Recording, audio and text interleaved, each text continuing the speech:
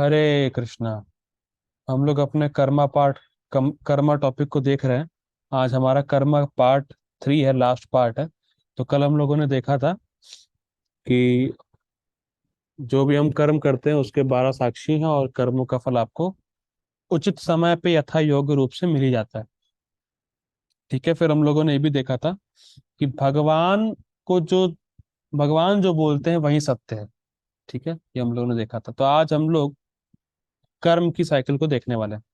तो उससे पहले हम ये समझते हैं कि जो हम लोगों ने तो देख लिया कि कर्म क्या है और विकर्म क्या है। थोड़ा अकर्म देखते हैं। अकर्म क्या होता है? अकर्म वो कर्म होते हैं या अकर्म वो क्रियाएं होती हैं जिससे हम भगवान को प्रसन्न करते हैं, भगवान को संतुष्ट करते हैं, और इसी को धर्म बोलते हैं। धर्म और अकर्म में कोई ज्यादा भेद नहीं है। अकर्म मतलब भगवान की संतुष्टि के लिए किया गया कार्य, भगवान को प्रसन्न करने वाला कार्य, और वही धर्म है। ठीक है। तो अब क्या है, देखिए, अगर आप कोई भी कर्म करते हैं तो ना केवल उसका रिएक्शन आता है, साथ साथ वो कर्म दोबारा करने की टेंडेंसी भी आपके हृदय में बढ़ती जाती है। ये बहुत इंपॉर्टेंट है। जैसे अगर मान लीजिए किसी व्यक्ति ने रसगुल्ला खाया है, तो खाया, उसको अच्छा लगा, तो अब दोबारा खाने की चेष्टा करेगा, फिर खाएगा, तीसरी बार खाने की चेष्टा करेगा। तो जो भी आप कर्म करते हैं उसका संस्कार भी पड़ता है, ना केवल रिएक्शन आता है, संस्कार भी पड़ता है, और वही संस्कार आपको दोबारा वही कर्म करने के लिए प्रेरित करता है, चाहे आप ना चाहे तो भी। इसीलिए कोर ऑफ द हार्ट हर कोई व्यक्ति सोचता है, अरे यार, ये मैं पाप करना चाहता नहीं हूं, पर फिर भी क्यों मैं कर बैठता हूं। तो वो इस जो इच्छा है या पाप करने की जो प्रवृत्ति है उससे वो फ्री होना चाहता है, पर वो हो नहीं पाता। जबरदस्ती उसको पाप में लगाया जाता है। जैसे अर्जुन भी पूछते हैं गीता में कि मैं चाहता नहीं पाप करना, लेकिन फिर भी ऐसा लगता है कि कोई मुझे बलपूर्वक लगा रहा हो। तो क्या है टेक्निकली ये साइकिल ऑफ एक्शन क्या है, इसको हम समझते हैं। ठीक है। देखिए, आपके सामने एक डायग्राम दिख रहा होगा, आप लोगों को एक सेकंड दीजिएगा। नहीं, एक सेकंड। ओके। ये ये एक डायग्राम दिख रहा होगा, साइकिल दिख रही होगी, देखिए। अब कैसे क्या होता है इसको समझिए बहुत ध्यान पूर्वक।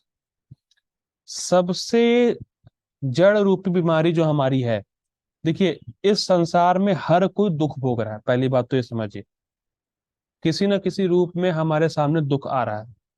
अब दुख क्यों आता है, क्यों हम सफर होते हैं, इसको समझिए। हमारे कर्म इसमें कैसे रोल प्ले करते हैं, हमारे दुख का कारण हमारे ही किए गए कर्म है। ये कैसे है, देखिए, समझिए इसको। सबसे रूट कॉज जो है वो है अविद्या। ठीक। अविद्या का मतलब क्या होता है? अविद्या का मतलब होता है कि हम ये भूल जाते हैं कि हम भगवान के सर्वेंट हैं, और ये याद रखते हैं कि हम इस जगत को भोगने वाले एंजॉयर। अविद्या का क्या मेन कारण है? अविद्या बीमारी का मेन लक्षण ये है कि हम ये भूल जाते हैं कि हम कृष्ण के नित्य दास हैं, और ये याद रखते हैं कि हम इस जगत के भोक्ता हैं, इस जगत के एंजॉयर हैं। तो जब हम इस जगत के इंजॉयर, ये टेंडेंसी हमारे अंदर है, ये भाव हमारे अंदर आता है विद्या की वजह से, तब हम जो है पाप करते हैं। और जब हम पाप पाप कहने का मतलब क्या है, हम अपने भोग के लिए कर्म करते हैं, उसी को पाप बोला गया है। जब हम अपने सेल्फिश पर्पस के लिए काम करते हैं, अपने भोग के लिए काम करते हैं, उसको बोलते हैं पाप। और जब हम ये पाप करते हैं तो पाप के साथ साथ हम अप्रारब्ध को तैयार करते हैं। अप्रारब्ध क्या होता है? अप्रारब्ध कर्मों का वो रिएक्शन है जो आपके सामने प्रकट नहीं, और फिर अप्रारब्ध से प्रारब्ध बनता है। प्रारब्ध उसको बोलते हैं जो कर्म के रिएक्शन आपके सामने प्रकट हैं, सुख और दुख के रूप में। ठीक। और फिर अप्रारब्ध से कूटम, कूटम मतलब होता है भोग की जो आपके पाप करने की प्रवृत्तियां हैं वो जन्म लेती, और फिर वो जन्म लेती है तो फिर वो इच्छाएं आती है पाप करने की, तो फिर आप कर्म करते हो, फिर अप्रारब्ध होता है, अप्रारब्ध से फिर प्रारब्ध बनता है, अप्रारब्ध से फिर कूटम बनता है, कूटम से फिर बीजम, साइकिल चलती रहती। मैं फिर सिंपल तरीके से समझा रहा हूँ, देखिए। आप ये पहले माने कि मैं इस जगत का भोगता हूँ, ठीक है। आपकी ये मानते ही आप में भोग करने की इच्छा आ गई। भोग करने की इच्छा के साथ आपने भोग वाला कर्म कर दिया, इसको बोलते हैं पाप। तो अब आपने जब पाप किया है, आपने कर्म किया है, तो अब आपको रिएक्शन मिलेगा। सिंपल है। तो जो रिएक्शन आपको, देखिए ऐसा होता है कि हम अनादिकाल से भोग से, हम अनादिकाल से पाप करते हुए आ रहे हैं, या भोग वासना से वासित हैं तो भोग वाले कर्म करते हुए आ रहे हैं अनादिकाल से। तो अनादिकाल से जितने भी कर्म किए हैं उन सब के रिएक्शन स्टोर हैं अप्रारब्ध के रूप में। जैसे इसमें एग्जांपल आएगा, जैसे जो एक वो होता है फार्मर, तो वो धान काटता है और हर साल धान इकट्ठा करता है, ठीक है। तो धान उसने बहुत इकट्ठा करी है, लेकिन उसमें से जो अन्न का रूप, उस अन्न का रूप जो उसके प्लेट में है वो तो बहुत कम है ना। मान लीजिए 100 किलो उसने धान इकट्ठा करी, तो उसमें जो रोटी वोटी है वो तो 1 किलो के आटे से बन जाएगी। तो बाकी 99 किलो तो स्टोर है ना, अगर लेट्स अगर मोटा मोटा लिया जाए तो। वैसे ही हमने अनादिकाल से जो कर्म किए हैं उसके रिएक्शन अप्रारब्ध हैं, मतलब गोडाउन में स्टोर है। और उस अप्रारब्ध में से कुछ जो रिएक्शन है वो प्रारब्ध है, जिसको हम अभी भोग रहे हैं इस लाइफ टाइम में। और उसी अप्रारब्ध से हमारा क्या होता है, भोग करने की प्रवृत्ति भी पैदा होती है। मतलब अप्रारब्ध से एक तो हमारे जो प्रारब्ध जो हम झेल रहे हैं इस समय कर्म रिएक्शन, वो भी बनता है, और साथ साथ भोग करने की प्रवृत्तियां भी जन्म लेती। और जब भोग करने की प्रवृत्ति अभी भी बाकी है, तो फिर भोग इच्छा आएगी। भोग इच्छा आएगी तो फिर हम भोग कर्म करेंगे। फिर जब भोग कर्म करेंगे तो फिर अप्रारब्ध में गोडाउन में स्टोर होगा। फिर अप्रारब्ध से फिर भोग की प्रवृत्ति जन्म लेगी, और फिर प्रारब्ध निकलेगा, और फिर हमें दुख होगा। तो ये पूरी साइकिल है। लेकिन इसको अगर हमें साइकिल को काटना है तो क्या करना पड़ेगा, अविद्या को ही हटाना पड़ेगा, क्योंकि स्टार्टिंग हुई थी अविद्या से। ठीक है। अब क्या है, कोई अब भी क्या कह सकता है, ये सब क्या है कर्मों का, सब हम नहीं मानते। कुछ लोग होते हैं जो कहते हैं अरे हम कर्म वर्म के लॉस को नहीं मानते, कर्म वर्म कुछ नहीं है। तो ये ऐसे ही हो गया जैसे ऑस्ट्रिच होता है ना, ऑस्ट्रिच। तो जब ऑस्ट्रिच, ऑस्ट्रिच को हिंदी में क्या बोलते हैं मुझे याद नहीं आ रहा। ऑस्ट्रिच को हिंदी में क्या बोलते हैं, कोई बताएगा क्या बोलते हैं ऑस्ट्रिच को हिंदी में? अरे है पर जबान में नहीं आ रहा। तो कोई बात नहीं, जानते सब लोग ऑस्ट्रिच क्या होता है। तो जब ऑस्ट्रिच किसी टाइगर को देखता है, टाइगर को, तो ऑस्ट्रिच टाइगर को देखकर अपनी जो सर है वो अपने कवच में छुपा लेता है, और अब सोचता है कि मैं नहीं देख रहा टाइगर को, तो मैं सेफ हूं। पर इसका मतलब ये नहीं है कि टाइगर भी नहीं देख रहा ऑस्ट्रिच को। टाइगर देखता है उसको, वो खा भी लेता है, उसको मार डालता है। तो वैसे ही इग्नोरेंस, अरे हम तो कर्म के लॉस को मानते ही नहीं, इसका मतलब हमारे ऊपर कर्म के लॉस काम ही नहीं करेंगे। ये बहुत बड़ी मूर्खता है। अगर कोई बच्चा सोचे कि मैं नहीं मानता कि अग्नि जलाएगी मुझे, तो वो अग्नि में हाथ डालेगा तो जलेगा, ऑब्वियस सी बात है, उसके माने ना माने से कोई फर्क नहीं पड़ रहा। तो वैसे ही आप माने चाहे नहीं माने कर्म के लॉस को, पर कर्म के लॉस आप पे काम करते हैं, सब पे काम करते हैं। हाँ, कोई सोचते, कोई वो लोग बोलते हैं अरे किसने देखा है स्वर्ग और नरक। अरे देखा नहीं है, शुक्र मानो नहीं देखा है तुमने। अगर नरक देखने चले गए तो फिर तुम्हारी हालत खराब हो जाएगी। जैसे हम लोग बोलते हैं ना, अरे नरक किसने देखा है, अच्छा है तुमने नहीं देखा। और अगर देखना है तो तुम पाप कर ही रहे हो, तो मृत्यु के बाद अच्छे से देखोगे। तो हम लोग के शास्त्र में बताया गया भागवतम में कि 28 प्रकार के नरक हैं। उसमें पूरा वर्णन दे रखा है कि अगर कोई पुरुष किसी किसी स्त्री को, बच्चे को और किसी के पैसे को लूटता वगैरह है, तो उसको तमिश्र नाम के नरक में डालते हैं।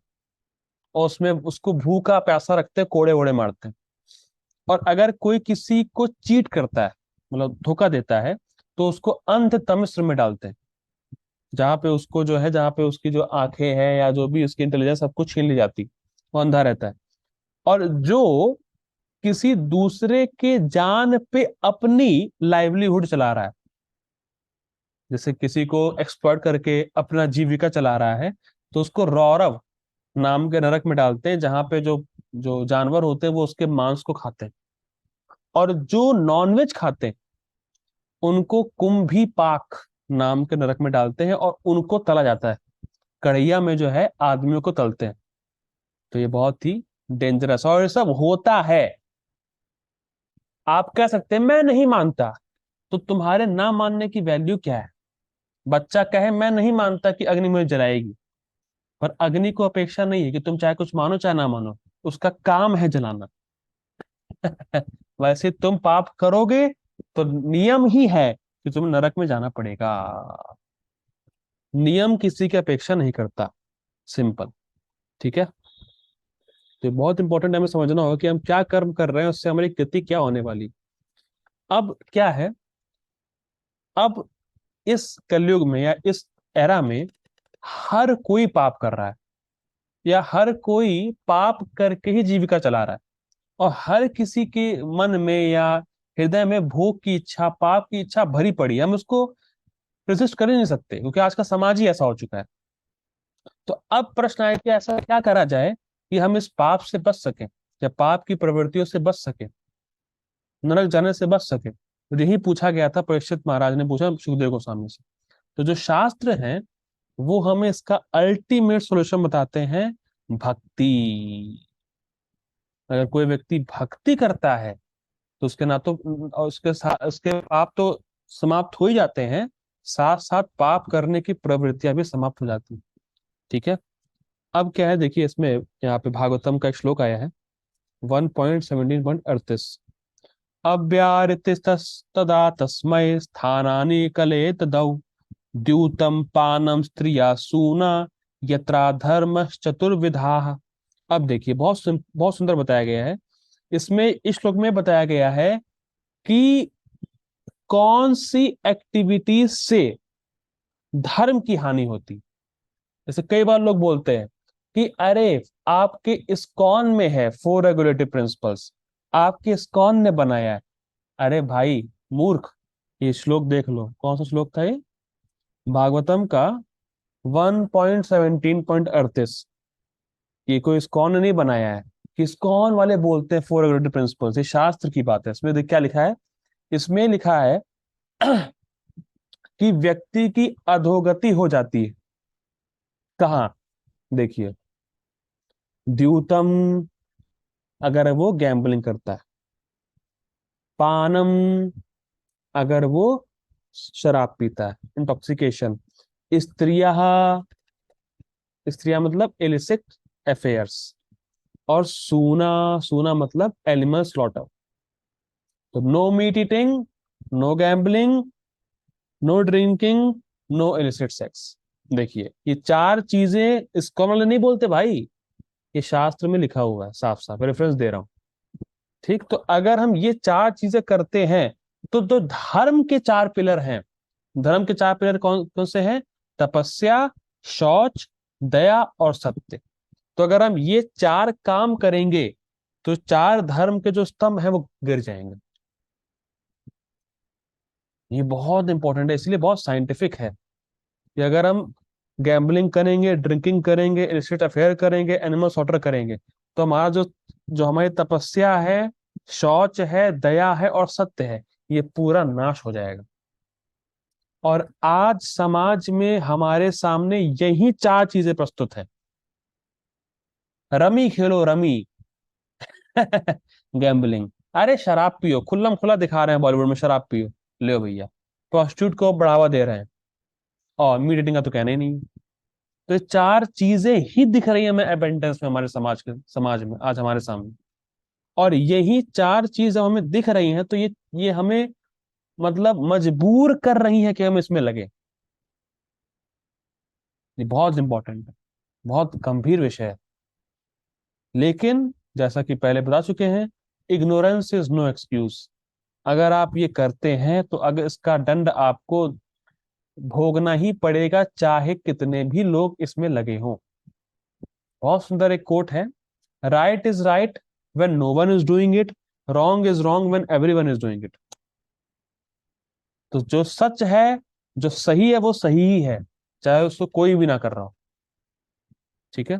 तो ये तो बेसिकली हमारा जो, क्या कह सकते हैं, हाँ, और जो भी हमारे सामने दिख भी रहा है वो और कुछ नहीं, वो हमारी ही इच्छा का प्रदर्शन। बहुत इंपॉर्टेंट है, बहुत ही। जो भी हमारे सामने दिख भी रहा है ना, जो हमें सिचुएशन हमारे सामने, वो और कुछ नहीं, बस हमारी इच्छाओं की ही इच्छाओं की क्या कह सकते हैं उसको, प्रणिधि है, वो सामने दिख रहा है जो हमें। और और इसमें हमें अपने फ्री विल का सही से उपयोग करना है। बहुत इंपॉर्टेंट। ठीक है। तो जो मॉडर्न लोग हैं वो तो कर्म की थ्योरी को नहीं मानते, लेकिन जो मटेरियल नेचर है, जो लॉज है, वो अपना काम करना छोड़ता नहीं। इस संबंध में एक कथा आती है पद्म पुराण की, जिसमें एक तोते को अपनी पास्ट लाइफ याद रहती। तो एक तोता था, तो वो पिछले जन्म में ब्राह्मण था। तो ब्राह्मण जो होते हैं, आप सब जानते हैं, ये वैदिक मंत्रों को खूब अच्छे से उच्चारण करते हैं। तो ब्राह्मण ही बहुत अच्छे से उच्चारण करता था वैदिक मंत्रों का।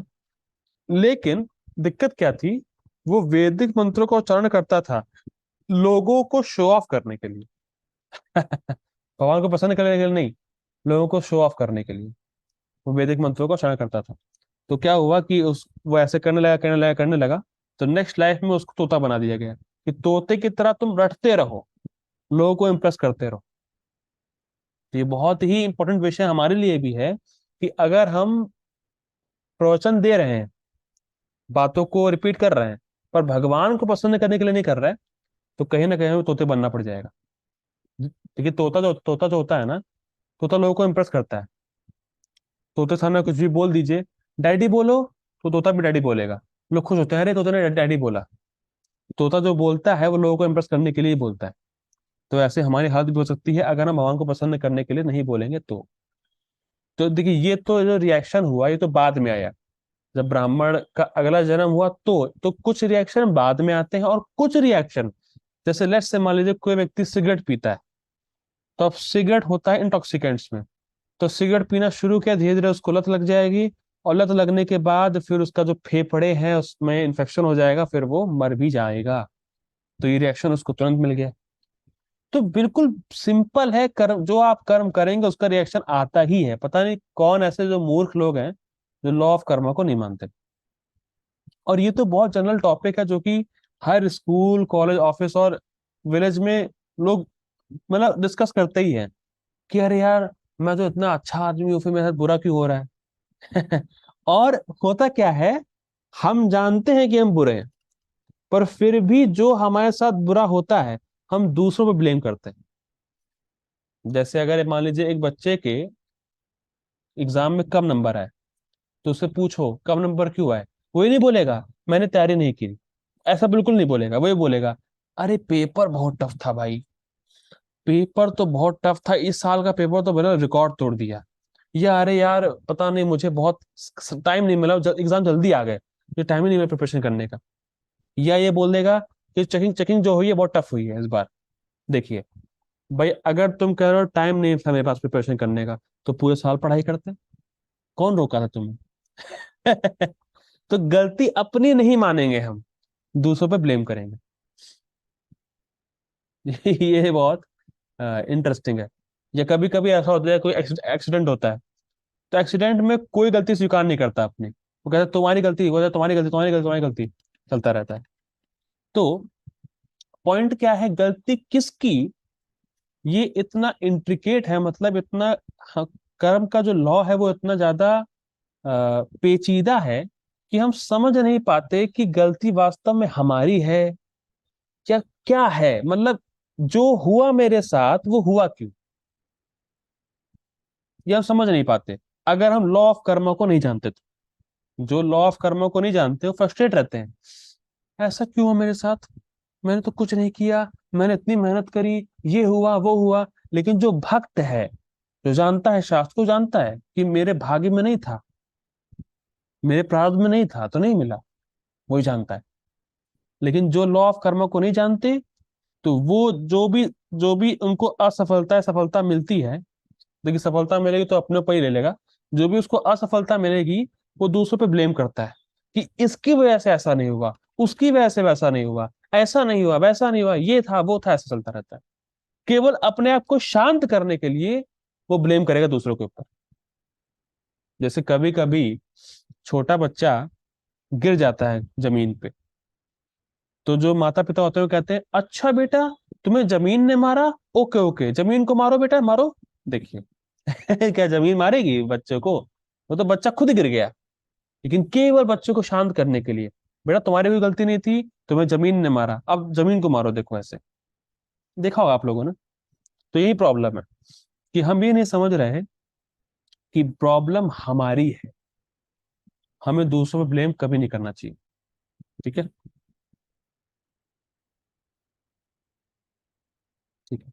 हाँ, अब ये प्रश्न आता है कि क्या हम अपने कर्मास को, जो भाग्य में लिखा है, उसको हम चेंज कर सकते हैं? क्योंकि कई बार ऐसा होता है कि लोग अपना हाथ दिखाते हैं, या लोग ज्योतिष शास्त्र या ज्योतिषी लोगों को पूछते हैं कि भाई कैसे, क्या है, ये है वो है। तो देखिए पॉइंट क्या है कि जो भी हमारे सामने आ रहा है वो हमारे प्रीवियस कर्म की वजह से ही है। आप चाहे कितना भी हाथ दिखा लो, कितना भी ज्योतिष लोगों से पूछ लो, चेंज कुछ नहीं हो सकता। हाँ, क्या होने वाला है इसको आप जान सकते हो पहले, ज्योतिष में ये है, और उसको आप चेंज नहीं कर सकते। आप बात समझिए। अगर, जैसे अगर किसी कैदी को आप नए ड्रेस पहना दो, नई जो जो होती है ना, जेल की ड्रेस होती है, अगर किसी कैदी को आप नई भी ड्रेस पहना दो, तो भी वो कैदी ही रहने वाला है। तो अगर चाहे, मेरी आवाज सही है ना? हाँ, पोस्टपोन हो सकता है वो, ठीक है, बाद में आएगा, पर आएगा जरूर। मैं वही कह रहा हूँ कि अगर आप नई ड्रेस भी पहना दोगे, तो रहेगा कैदी, वो कैदी माना जाएगा उसको। तो बेसिकली हमें कर्म को चेंज करने के चक्कर में नहीं पड़ना है, हमें इस जगत से ही बाहर निकलना है। आप ड्रेस चेंज करते रहो जेल में, उसकी वैल्यू क्या है? आप जेल में ही हो। जेल से बाहर निकलो। ठीक है। तो अगर हमें वास्तव में अपने कर्म को बदलना है, तो हमें अपने जीवन जीने के ढंग को बदलना होगा। ये मेन पॉइंट है, हमें अपनी कॉन्शियसनेस को बदलना होगा अगर हमें अपने कर्म को बदलना है तो। इसलिए प्रभुपाद जी बोले, Krishna consciousness, we have to change our consciousness, we have to purify our consciousness. अगर हम वाकई में अपने कर्म को चेंज करना चाहते हैं।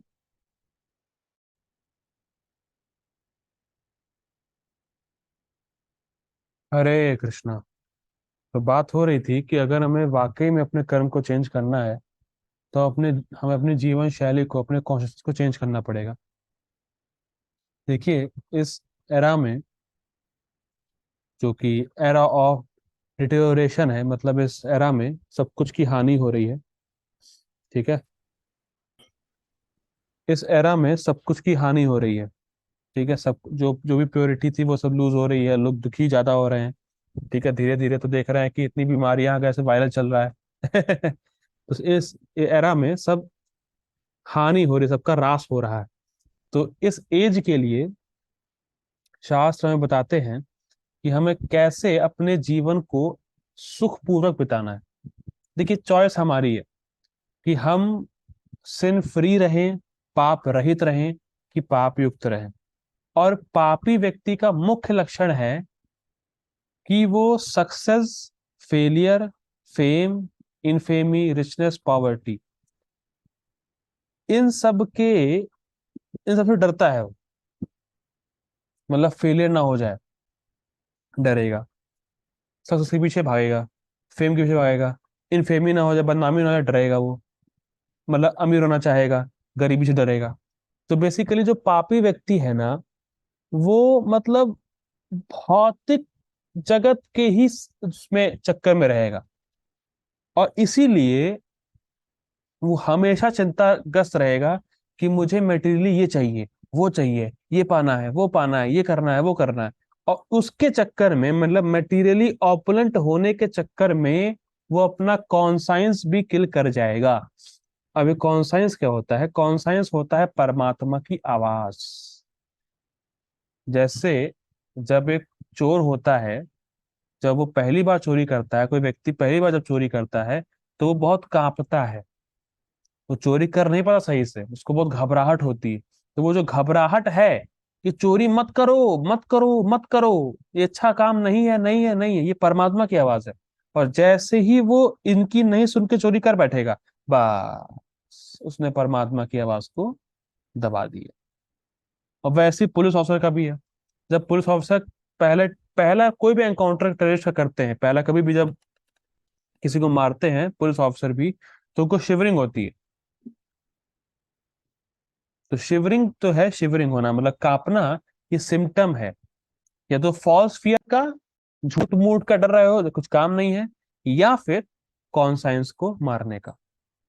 और जो, ध्यान सुनिएगा, जो व्यक्ति पाप रहित है, उसका सिम्टम है कि वो गॉड कॉन्शियस होगा।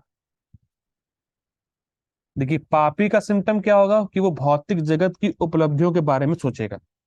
और जो पाप रहित व्यक्ति होगा, जो जो पापी नहीं है, हरे कृष्णा। ये आएगा जाएगा चक्कर है ना, नेट का इशू है। ठीक है, बस लास्ट लाइन बोल के रुकेंगे फिर हम लोग। तो मैं बता रहा था, जो पापी नहीं है, जो पाप रहित है, जो पुण्यवान व्यक्ति है, उसका सबसे मुख्य लक्षण होगा कि वो गॉड कॉन्शियस होगा। वो भगवान से प्रेम करता होगा। बहुत इंपॉर्टेंट है। ठीक है। और भगवान से प्रेम, देखिए, जो व्यक्ति भगवान से प्रेम करता है, वो सभी से प्रेम करता है। और जो सभी से प्रेम करता है, सभी उससे प्रेम करते हैं।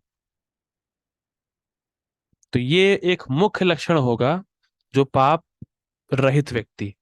तो हमारी चॉइस है कि हमें पापी बनना है कि पाप रहित रहना है।